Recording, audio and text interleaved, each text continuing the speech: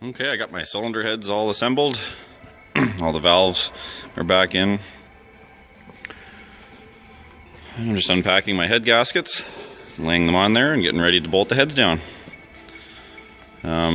As for the head bolts, I have 4 full sets of 12 valve VR6 head bolts.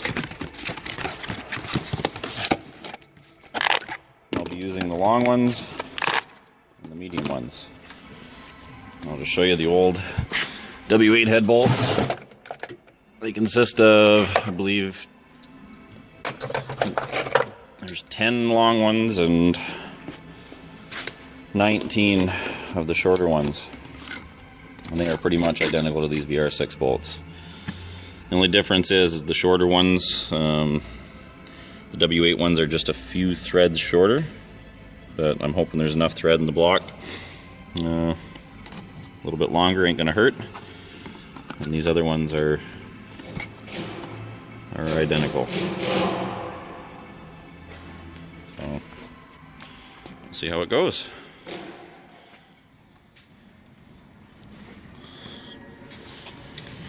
Got the valve train back in. Just have to torque the cam caps. Then I'm going to undo the lower timing and set all that back to the marks on the chains so I can set the timing to the camshafts. Oh yeah.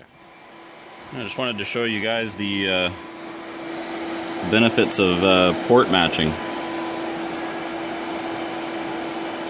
As you can see, all the intake ports are matched up nice to the lower intake manifold.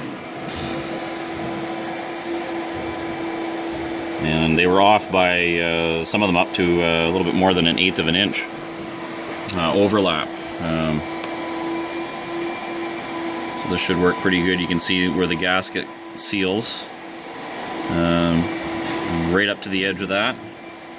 And the ports are pretty smooth all the way through.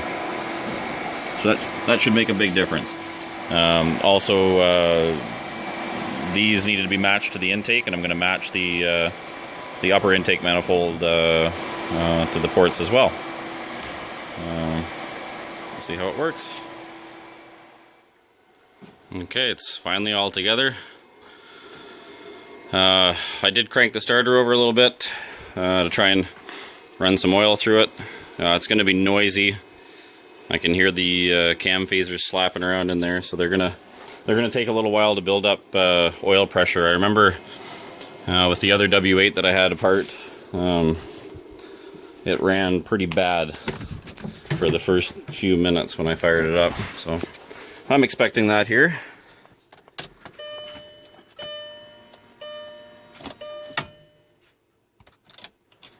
So prime the fuel pump a couple times.